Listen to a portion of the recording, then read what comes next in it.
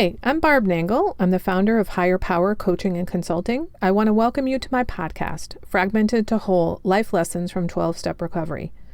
On this podcast, I share my experience, strength, and hope from recovery. I don't support or endorse any particular 12-step recovery fellowship, and I don't claim to speak for any of them either. My hope is that you will find my words helpful in some way, whether you're in recovery or not. This is a bonus episode. What to do when you're triggered. When you're triggered, it's very hard to think, and this is purposeful because being triggered means we're in fight or flight mode. The animal in us is put into fight or flight mode to take action. It is not to think, and this is why our frontal lobe, the thinking part of our brain, gets cut off during this time. So I find it very helpful to have some go-to strategies for what to do when I'm triggered so I don't have to think. And the strategies I'm about to share with you really have to do with getting into the present moment and reminding ourselves that we're here, we're now, we're in our bodies, and we're safe. So the first has to do with using our breath and connecting with our breath. So you can simply take a series of deep breaths until you are calm. And when you get to the point where you can breathe naturally and you're no longer in that triggered state, what you've done is tell your body, I am safe. Another way that you can connect with your breath that I've been using more and more is to elongate the exhale. So this is how it works. You breathe in for a count of 2 and you breathe out for a count of 4. You breathe in for a count of 3 and you breathe out for a count of 6. You breathe in for a count of 4 and you breathe out for a count of 8. This is incredibly calming and soothing. And what I usually do is do 3 of the 2-4 breaths, 3 of the 3-6 breaths, and 3 of the 4-8 breaths. And by the time I'm done with that, I am calm.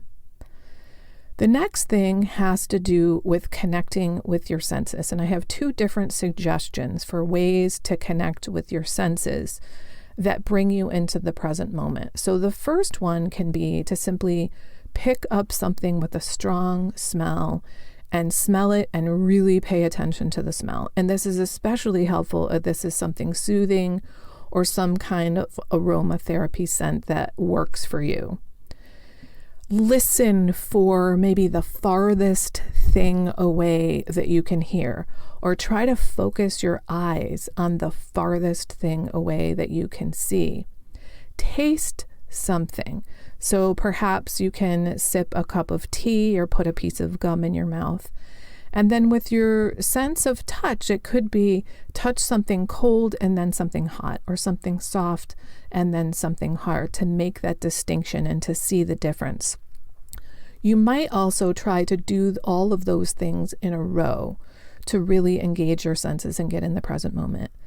And then the next strategy for engaging the senses I learned from Emily through Ziva meditation, and she calls it come to your senses. And I love this, and I've been using it pretty much daily as a way to kind of get calm, but it also really helps when you're triggered.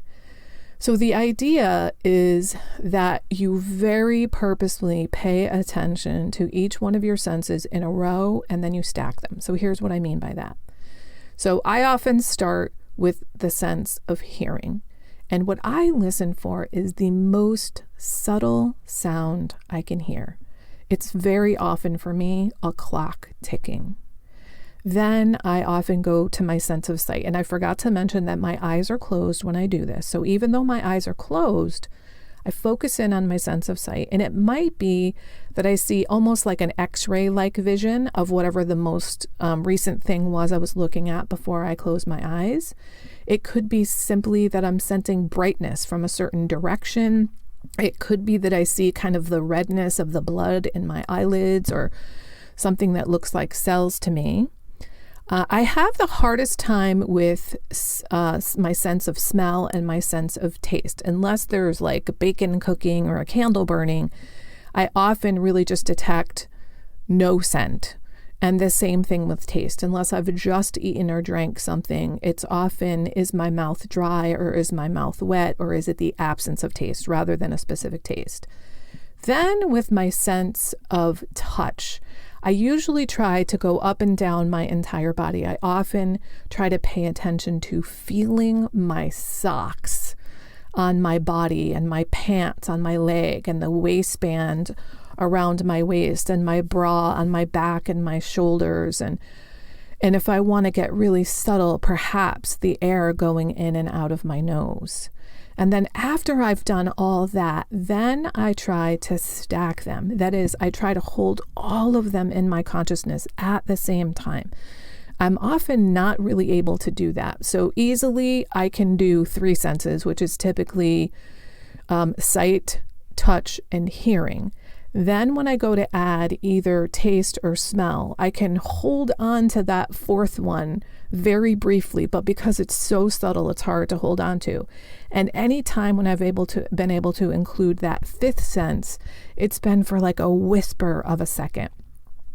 But the point is to try to do this, not necessarily to accomplish it.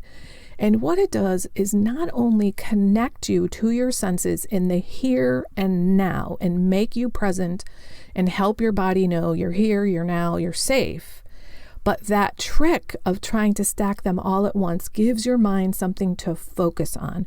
Rather than having all kinds of crazy thoughts, you're giving your mind something to do.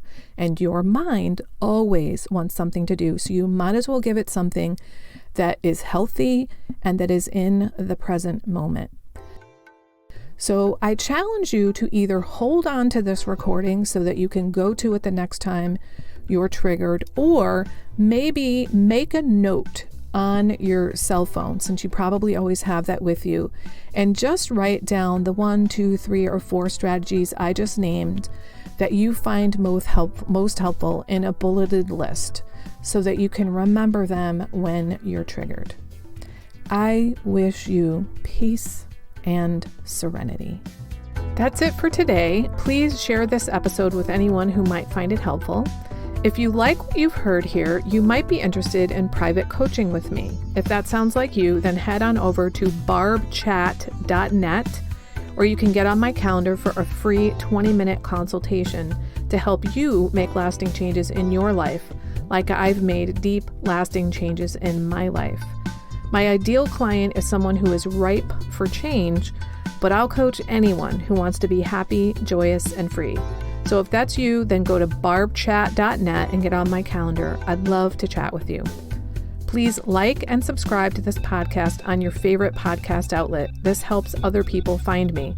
Thanks for listening.